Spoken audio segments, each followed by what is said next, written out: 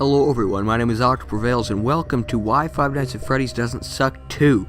Now, the first video got an unusual interest to it, and it's actually the most viewed video on my channel to date. So, I figured, why not do another one? Now, I also saw a lot of comments saying that, I don't like this because I have a different opinion. And I'm not saying you can't have a different opinion. By all means, comment below what your opinion is. I'm just saying, I'm eliminating the stupid reasons to hate Five Nights at Freddy's. Let's do this. People that don't like the Five Nights at Freddy's series often bring up the storyline and how it's too complicated. However, I don't get how a complicated storyline is a bad thing. A storyline 90% of the time makes the game what it is, with the exception of Minecraft, which, well, anyway, we'll get into that one. People also normally say that the jump scares in all the Five Nights at Freddy's games overall derive from the fear factor of the game because it's a cheap way of scaring, and it startles you but not scares you. Although, as I mentioned in my last video, it's the atmosphere that scares you, not the jump scare. Now imagine you are walking in a meadow, just minding your own business, and then all of a sudden a bunny jumps out at you and startles you. But that's just it. It startles you. It doesn't scare you. Now, the atmosphere in Five Nights at Freddy's scares quite a lot of people, and then the jump scare just peaks the scare.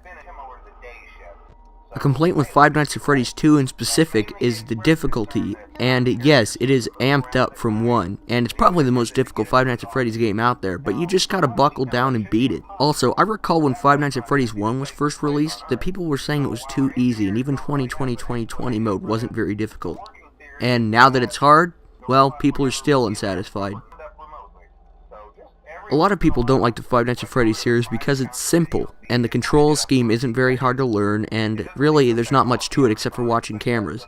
Now, that would be an okay reason to not like it, except for the fact that complexity doesn't make a game good, nor does simplicity make a game bad. Another thing, people also get really bored while playing Five Nights at Freddy's, and really I have nothing else to say to that than you have a really short attention span, because this game, while not action-packed, will keep you on your toes.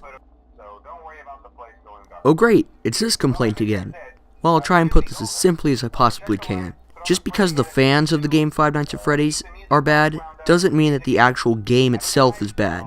The fan base is not the game. The game is the game. I get it, the fanbase is overall pretty bad, but there's nothing we can do about that. Just enjoy the game like it is, and just disregard the fans if you don't like them. A lot of people I know just hate Five Nights at Freddy's because it's overhyped, and when they play it, they don't actually like it.